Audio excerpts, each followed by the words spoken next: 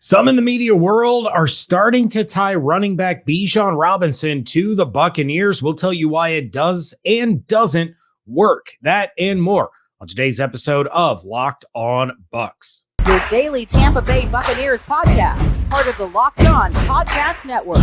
Your team every day.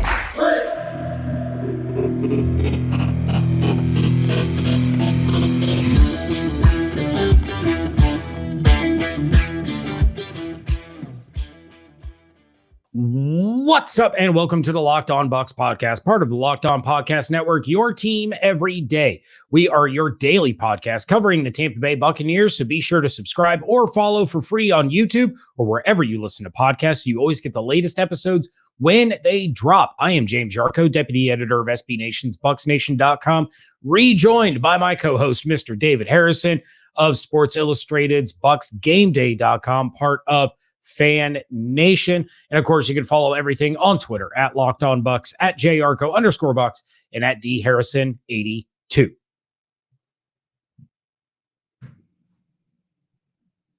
Thanks for making Locked On Bucs podcast first listener, first view of the day. This episode is brought to you by FanDuel Sportsbook, official sportsbook of the NFL. Make every moment more. Visit FanDuel.com/lockedon to get started today. Another quarterback coming to visit the Tampa Bay Buccaneers in a top 30 pre-draft visit.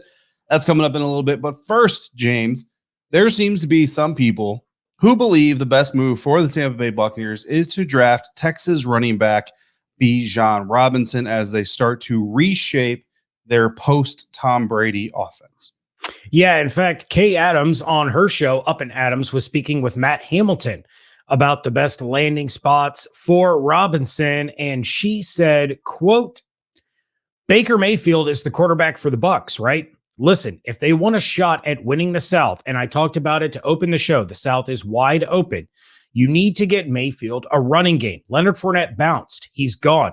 So this is a complete back. He can do it all. He's a home run threat. Everybody loves him. They pick at 19, okay? And this is a guy that can change the entire complexion of the offense, especially with the way this kid can catch out of the backfield. There's a lot of talent in Tampa, but I think the recipe for winning the division is not having Mayfield drop back 50 times a game. It didn't work for Brady, and it's not going to work for Baker, end quote. Now, on top of all of that, Mike Tannenbaum of ESPN has the Bucs taking Robinson at pick number 19 in his latest mock draft, saying, quote, Tampa Bay has moved on from Leonard Fournette and could land the best running back in the draft with its first rounder. Robinson is a top 5 talent who can score anytime he touches the ball. He averaged 6.3 yards per rush as a Longhorn and tallied 33 career rushing touchdowns.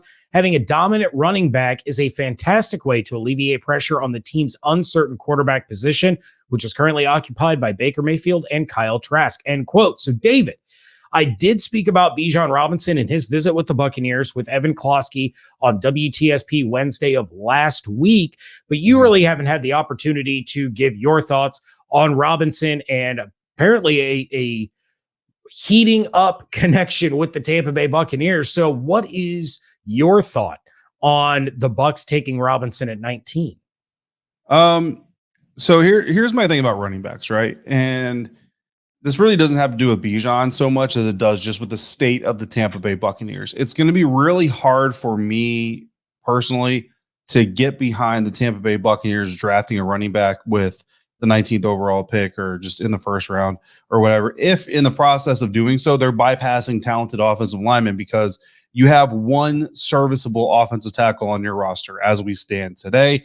And I don't see that situation getting any better unless you trade Devin White for a left or right tackle somewhere out there from a team yet. I don't know. Jonah Williams, I guess, isn't going to play for the Cincinnati Bengals anymore. So maybe you trade Devin White for Jonah Williams.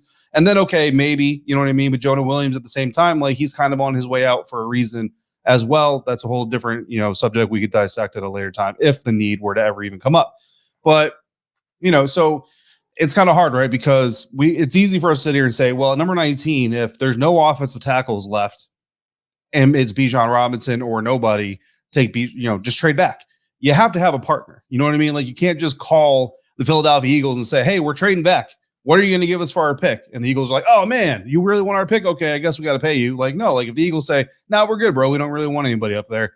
They just won't trade with you. Now, the way the evaluations work, the chances are there being nobody that wants to move up to 19 are pretty slim, but I would just look at this kind of the way that I looked at the OJ Howard trade, right?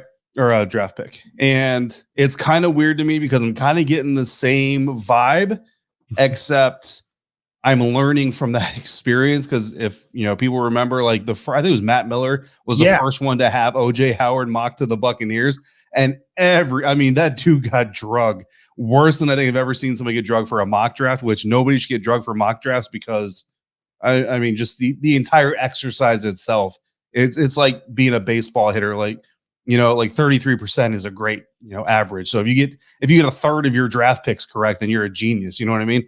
But anyway, going back to that, it's just when OJ Howard was the pick, everybody's like, there's no way you're going to do that. Look at the way this team is constructed. No reason to do this whatsoever.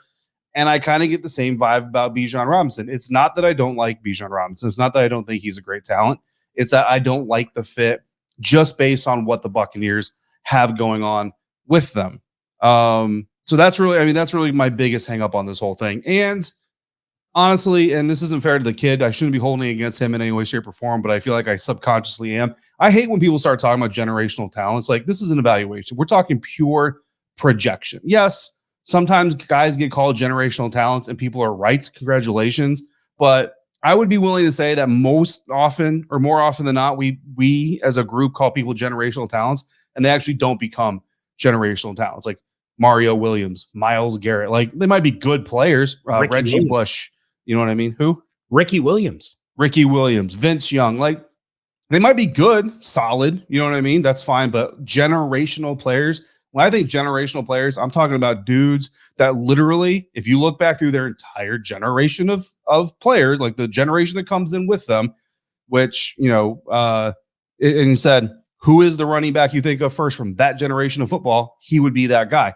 It's unfair to the kid to say that now. And, it's unfair to me to also be like, no, I don't want him because he's not a generational player yet. But there is a little bit, if I'm being honest, it's like my Pat Mahomes, people like the Chiefs are going to their second Super Bowl in 3 years or whatever. And people are talking about them being a dynasty already. It's like, hold up a little bit. Let's not put baby goat on Madden yet until he wins an MVP in the Super Bowl and a Super Bowl MVP in the same season. Okay, now he's done that. So now let's make him baby goat. But, beforehand, we should just pump the brakes a little bit. Anyway, that's totally off topic. But for those reasons, I'm not a super huge fan of Bijan Robinson at 19. But again, if there's no Anton Harrison, if there's no Darnell Wright, and there's no team willing to trade back in order for the Buccaneers to get one of those guys, you could get a lot worse players as far as projection is concerned. Since Evan and I talked about this, and I went into that show and went into that conversation with Evan thinking there's no way the Buccaneers take a running back at 19. I've actually started to talk myself into this a little bit more. If you take a look at what I've been saying, you've kind of agreed that this isn't kind of a 1 year, rebuild for the Buccaneers. This is going to take at least 2 off seasons to get this roster back into contention. If you have a top 5 prospect fall in your lap at 19, you take him. And I guess, but if it's between Bijan Robinson and Darnell Wright, it's kind of a coin flip to me. If Darnell Wright is off the board and it's Bijan or Anton Harrison, I'm taking Bijan over Anton Harrison. I just am. I feel that he's a better prospect at a position need, maybe not a position of as great of need, but he's still the better prospect at that position that, as Kay Adams put it, you have to have that running game. And we both love Rachaad White. We both know that he is capable of being a really, really solid running back.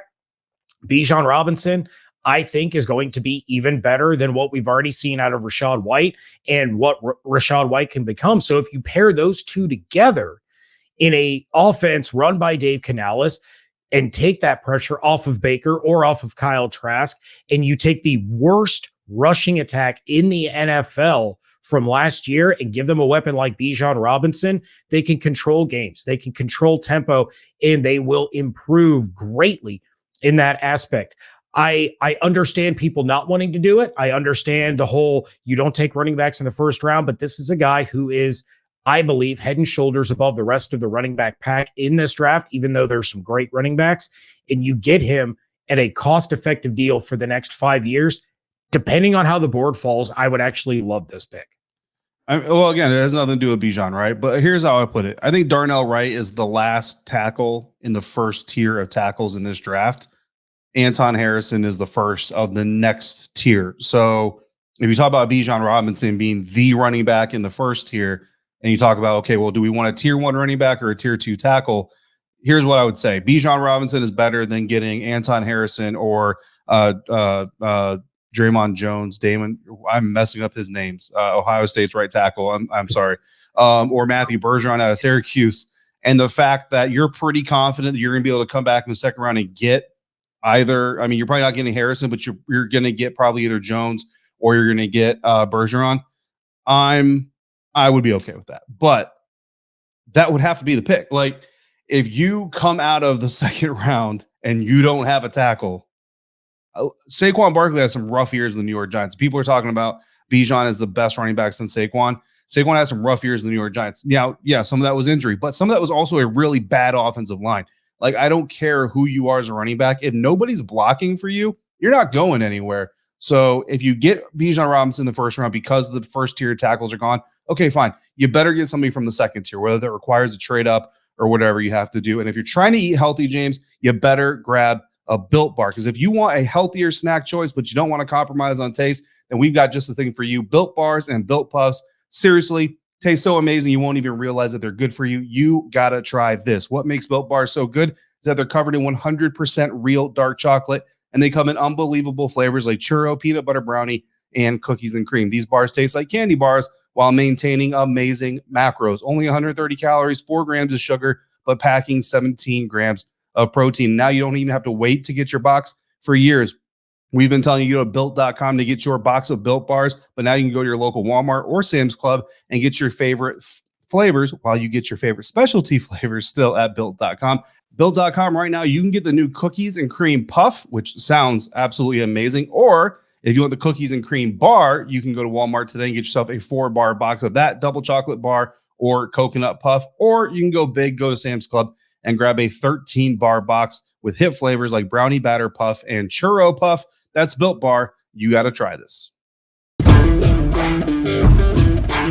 Thanks again for being a long-time Bucs first listener, your first view of the day. Getting into segment 2 about 3 minutes late. Sorry, Ross Jackson. It's all James Yarko's fault. Greg Allman identified some teams that could afford to bring Devin White on via trade if the Tampa Bay Buccaneers were to change their mind, or if they're lying to us anyway and they're actually engaging in trade talks without saying that they're engaging in trade talks. But James, you carved Allman's list down to just 4 reasonable landing spots that you believed existed, which included the Detroit Lions, who you said make the most sense. And I mean, Campbell and Devin, like that, those personalities definitely click.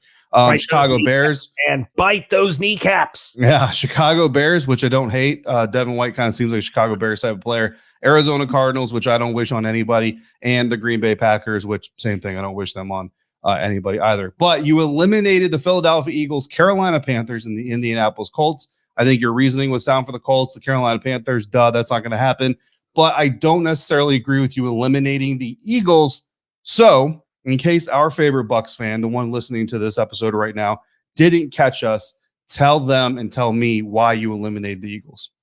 My main reason for eliminating the Eagles came from Locked On Eagles host Gino Camarelli, who said flat out that Howie Roseman is not going to pay an inside linebacker the kind of money that Devin White is going to look for. So could the Eagles trade for Devin White on a 1-year rental? Yeah, I guess they could. They're not going to pay as much as some other teams that would hope to sign him long term. But I didn't feel that they were going to be willing to give up the draft capital to bring him in on a 1-year rental.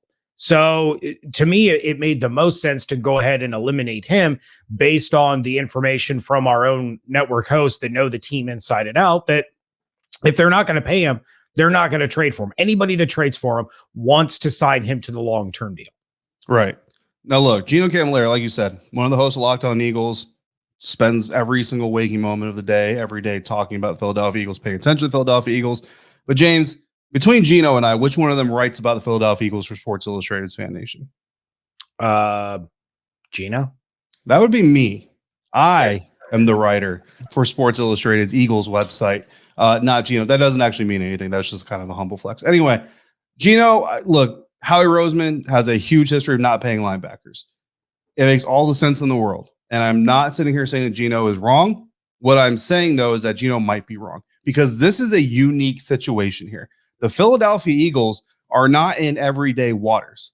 The Philadelphia Eagles are in F them picks waters. That's the waters the Philadelphia Eagles are swimming in right now. Let me tell you why the Philadelphia Eagles would send a 3rd round pick to the Tampa Bay Buccaneers for Devin White. And I believe that if the Philadelphia Eagles were willing to send a 3rd round pick to the Tampa Bay Buccaneers for Devin White, and if Devin is serious about not wanting to play for the Bucs anymore, and only the people inside the Buccaneers really know that, or if this is just a negotiating tactic and he doesn't really mean he's going to play the next year, whatever. If he really means it, and they know that he really means it, you have to take a 3rd round pick for him. You want more? Okay, got it. But 3rd is probably the best you're going to get. We've seen how these negotiations go when it's public knowledge that the thing's just not working, right? You're not getting a 5th round pick for Jeff Okudah like the Detroit Lions just did. So you get your 3rd round pick. The Eagles absolutely would do this because, like you just said, you get Devin White on a 1-year rental. I'm not suggesting that Howie Roseman changes his mind, his mentality, his methodology, and suddenly wants to pay a linebacker $100 million. He absolutely does not, because you have to pay Jalen Hurts like $500 million. But you pay Devin White what he's making this year. You trade a 3rd round pick for him. Let me ask you this. Are the Philadelphia Eagles a Devin White away from beating the Kansas City Chiefs in the Super Bowl last year? I mean, they could be. They're a 2020 postseason Devin White away from beating the Kansas City Chiefs. Absolutely. I mean, honestly, they were so close. They might have been a 2022 Devin White away from beating the Kansas City Chiefs. You know what I mean? Depending on how many times they put Miles Sanders on a wheel route against them. So that's kind of my point here. Devin White could put you over the top. Devin White could get you a Lombardi trophy. And at the end of the day, that's what this is all about. You talk about the Los Angeles Rams trading for Matt Stafford. People are going to be like, yeah, but it wasn't a 1-year rental. Tell me Matt Stafford last year wasn't a 1-year rental for the Los Angeles Rams. Trust me, that trade right now was a 1-year rental, and they got a Lombardi about it. And I promise you, they would not give that up for anything in the world, even though Matt Stafford did absolutely nothing the year following, right? That is the point here. The Philadelphia Eagles sent a 3rd round pick to the Buccaneers. They get Devin White in that 1-year rental. They still don't pay him. Best case scenario, they get a Super Bowl out of it. Devin White balls out, is one of the quote unquote reasons that they got over the hump. And guess what he does? He goes and gets paid by the Detroit Lions in 2024. Guess what the Eagles get in 2025? A 3rd round draft pick. So they're not really paying it. They're leasing it. They're pawning it. They're like, you know what? You hold this 3rd round pick. We'll come get it in a couple years while with our Lombardi trophy in tow. I think the Eagles would absolutely do that. Now, why would Devin White, essentially agree, doesn't really have a choice, but essentially agree to get traded to a team that's not actually going to pay him? Because Devin White wants to win. I'm telling you right now, if the Buccaneers were not in the situation they're in right now, if Tom Brady was back, if they're coming off of another NFC championship game run or divisional heartbreaking loss, all that stuff, and they're not having a losing record last year backing into the playoffs, I don't think this is happening. I think Devin White is very much a front runner. He wants to win. And to a certain extent, that's great because he's got the passion, the fire, the electricity, the energy, right? But he also wants to win in the sense of, if I'm not winning, it's all y'all's fault, and I want to go somewhere else where it's not going to be everybody's fault, right? So he's a front runner. That's fine. People are like that. Send him to the Eagles. Teams or players, right? We talk about players all the time. Like when Quan Alexander left, James, you remember this? He signed for a deal that looked like a lot of money, but was really team friendly with the Niners, right? What did all the Bucs fans say? You couldn't have signed Quan Alexander to that deal? Absolutely, the Buccaneers could have feasibly signed him to that deal. Quan Alexander, and I'm not saying this is a fact, but may not have wanted to sign that deal with the Buccaneers. Players are weird. They'll do things for other teams that they won't do for their team. Why? Because you know me. I've given you A, B, C, and D. I've bled, I've sweat for you, I've cried for you. You should respect me and value me more than this guy over here. So this guy over here, I'll take less value from because they don't know me. But you know me, you should give me more. I believe Devin White would absolutely go play without a new contract for the Philadelphia Eagles, ball out, try to win a Super Bowl with them, believe that they're close to winning the Super Bowl because they just came out of the Super Bowl, in an effort to prove to everybody that he is that dude and deserves $100 million from the Detroit Lions the year following. And I believe the Eagles would do it because if they get a Super Bowl out of it, they get their 3rd round pick back. Worst case scenario, if they don't get a Super Bowl out of it, they probably still get their 3rd round pick back in 2025. Yeah, we actually had somebody in the Locked On DMs talking about yesterday's episode and saying that if you don't get a first rounder for Devin White, you might as well keep him and get the third round compensatory pick. Now, a third round compensatory You're not pick, getting a first rounder for him. I'll tell you that right now. exactly. The third round compensatory pick is about as late of a pick as you can get on day two. The Bucs can get more out of Devin White than where they would be slotted in the third round compensatory pick. Now, in your scenario, the Eagles are giving up a higher pick, but they are still going to get that late pick back if he doesn't re-sign with the team and he goes to the Lions or the Jaguars or the Saints or the Cowboys or whoever it is, because he's going to sign that big money deal. And, maybe the offsetting things, they end up with a fourth or whatever. They will get a pick back in exchange for losing Devin White to free agency. You're not getting a first round pick out of him. And the only situation where that works is if it's part of a first round pick swap where the Bucs take 19 and Devin White and they move up to 12 or 13 or whatever. I don't know off the top of my head who picks there, but that's the only way that a first rounder is being exchanged for Devin White, because nobody's paying that price for a 1-year rental without any kind of extension already worked out ahead of time. And even then, at best, you might get like the 30th from the Eagles. They're paying the $100 million you don't want to pay him. You're not getting their first round. You're not going to net their first. Like you said, you might be able to pull off a swap, but you're not going to net their first round pick for Devin White in any scenario here. The best you could possibly hope for is a second rounder. And honestly, I don't think you're doing anything better than the third rounder. So yeah, exactly. You take the third rounder you can get, so you're not getting a compensatory pick, which, like you said, could be 10, 12 picks after that third that you're getting from the team this year. And you use it to help rebuild your squad like you're trying to do right now. The other option is you could always take draft compensation in the 2024 draft and try to build up as much draft capital as you can there to move up and get a Caleb Williams or I can never remember North Carolina's Drake May.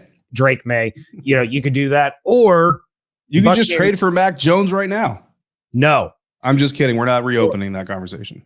Or the Buccaneers are going to take their shot at a quarterback this year, because not only did Will Levis visit the team, but the Buccaneers are getting another quarterback prospect visiting the team. We talk about that coming up next here on Locked On Bucs. Wrapping things up here on a Thursday episode of the Locked On Bucs podcast, and the Buccaneers are still not doing anything to convince the Buccaneers fan base that they are convinced about Baker Mayfield, or Kyle Trask for that matter, because following a meeting with projected first-round draft pick Will Levis on Wednesday, they are now scheduled to meet with Tennessee Volunteers quarterback Hendon Hooker. Now, this is more of the quarterback visit that I can get excited about rather than the Will Levis meeting, because for Levis, the Buccaneers probably have to move up in the first round and pay the quarterback tax in order to do so. With Hooker, they may have to move up, but it's on day two. It's not going to cost nearly as much, or they stand pat, and if he falls to them at 50 in round two, they can just go ahead and take him. Either way, I still believe that Hendon Hooker would have been a top 5 pick had he not gotten hurt. So getting a guy like that on day two is an absolute steal. And David, as we just kind of talked about, maybe it's a situation where the Buccaneers give up their third rounder and Devin White to move up into, the 40s. And then you have 2 picks, in a span of 10 or 15 picks where you can grab Hendon Hooker, and then you turn around and you draft somebody else at 50, whether that's a safety, whether that's a tackle to go with Bijan Robinson, who they just took at 19, or whatever the case could be. But Hendon Hooker is obviously a player that we both really like for the Buccaneers, is a guy that could be your franchise quarterback that you get on day two because of an injury, as long as he bounces back. Yeah, no, I'm a big fan of Hendon Hooker, and I'm happy to see the Buccaneers are bringing him in for a visit. The funny thing about top 30 visits, it could be serious interest, you know what I mean? Or it could be, we just want to get an idea of your medicals. And then in 3 years, if you're a free agent, maybe we'll come back, kick the tires, or if you're, on the trade block for some reason, maybe we'll come back. It's kind of hard to tell. Every year you hear guys. I mean, KJ Britt, when he was drafted out of Auburn, people asked him, did you have an inkling you were going to go to the Buccaneers? He's like, no, I barely ever talked to them. Well, Obviously, the Buccaneers liked what they saw. They liked what they heard in the little bit they did talk to him, and essentially said, we're not going to let everybody know that we're interested in this guy. And then, then you also hear stories about people getting top 30 visits, and the coaches or the GM says, yeah, like in that top 30 visit, we had some questions about whatever. And they usually don't tell you what the questions were about, but he answered them all and we were satisfied. So we pulled the trigger on drafting him. So it's hard to tell if this is true interest or if this is just due diligence and saying, look, Will Levis, Hendon Hooker, maybe they're available. The reason I would say that it's not just due diligence is because they're not bringing in CJ Stroud. They're not bringing in Bryce Young. And if you're doing due diligence on the quarterback class, then in theory, you might bring those guys in, but we also don't know how much they talk to them at the combine and elsewhere. So there's a lot of what ifs and all this stuff. It could just be smokescreen. You know what I mean? And if Will Levis or Hendon Hooker is there at 19 and someone is serious about moving up for them, you get a little bit more juice out of them because like, well, we talked to them and we like them too. So, I mean, we might just take them. Well, okay, you threw in that 4th or 5th round pick, so now we'll trade back with you. Yeah, so it's hard to tell, but I'm happy regardless that they're bringing in Hendon Hooker because whether it's for a smokescreen, whether it's for storing information for future use, or it's legitimate interest this year, one way or another, it means you like the dude. You know what I'm saying? Like, you're not doing this for nothing. Like, even if it's smokescreen, it's because other people like him and you see why, so you want to trump up the interest there. But I mean, honestly, I don't think there should be a reason anybody should expect the Buccaneers to be flexing a lot of confidence in either Kyle Trask or Baker Mayfield. One, for Baker, because he hasn't been here to show the team anything beyond potential, that he is a long-term answer. And Kyle, I mean, for mostly lack of opportunity, granted, but just hasn't done anything either to really convince them that he's the guy to move forward with. So until you have that guy, you should always be looking for that guy, unless it's Will Levis. Don't draft Will Levis. Yeah, as you mentioned, they haven't talked to Young. They haven't talked to Stroud. They haven't talked to Richardson. But Hendon Hooker will be the third quarterback that they have brought in along with Levis. And then the kid from Utah, I can never remember his name. But or was it Houston? The Houston quarterback? Oh, yeah. I was going to say Utah quarterback. I'm trying to think of Utah quarterback that they could have brought in. But yeah, the kid from Houston, his name it's like on the tip of my tongue, but it's escaped me at the moment. Yeah, regardless, they've shown interest now in a guy that's projected in the first round, a guy that's projected in day 2, and then a guy that is projected in day 3. So they are doing a little bit of homework on the quarterback position, but the Will Levis and Hendon Hooker visits to me kind of ring a little bit of a bell, thinking, okay, you know what? They're going to put themselves in a position if they can, if they really, really like these guys. But as you said, and we've heard numerous times from head coaches and GMs, they build files on these guys. They do these top 30 visits. They build files. And then when the time comes that they're a free agent or they are on the trade block or whatever the case may be, they have their research and their due diligence already done and ready to roll. So Clayton Tune is the quarterback from Houston. That's the one. Tanner McKee in the 6th or bust. Yeah. Can't wait until the Buccaneers end up drafting Stetson Bennett and we all just shake our heads and ask why. So right now, Stetson Bennett gets drafted by the Atlanta Falcons. You're going to want to mute on Twitter every Falcons Georgia fan you know. I don't know many, and I probably don't follow any. I guess we'll find out one way or another. So, David, hot take time. Who would you rather the Buccaneers draft, Will Levis or Stetson Bennett? If you had to watch one start for the Buccaneers for the next 5 years, which one are you taking? It has to be one of those two. Taylor Heineke. No. Bennett or Levis for the next 5 years has to be one of those two. Stetson Bennett, just because of the value. I mean, you're not giving up anything for Stetson Bennett, and it's 1 year of pain, and then they'll fix it the next year. But Will Levis, then you're talking like 3 years. No, both of them have to start for 5 years. That's 5 years. 5 years. It has to be one of those two. Guaranteed 5 years. Will Levis, I guess. Why? I don't know why we're doing this. Because it's fun. Oh man, that would be a very, very disappointing 5 years on Locked On Bucs if Will Levis is the quarterback. But all of our shows are not disappointments because the Buccaneers do not have Will Levis. So make sure you come back and check us out on our live show on Friday. But we want to thank you for making Locked On Bucs your first listen or view of the day. Now make your second listen Locked On NFL Scouting with the Draft Dudes, from free agency to the draft, salary cap management, and more. Join NFL experts Kyle Krabs and Joe Marino as they take you through what it's like to build a successful NFL franchise every Monday through Friday. Find Locked On NFL Scouting with the Draft Dudes wherever you get your podcasts and on YouTube. We will be back on Friday live on YouTube, 7 o'clock Eastern time. Make sure you are subscribed to the YouTube channel so that you can join in on the live chat during the show. Until then, of course, make sure you are checking out everything that I am doing over at BucsNation.com. Check out David's work over at BucsGameDay.com. Follow everything on Twitter at LockedOnBucs, at JArco_Bucs, and at DHarrison82. Hope you all have an absolutely outstanding day. Stay safe, stay healthy, fire the cannons.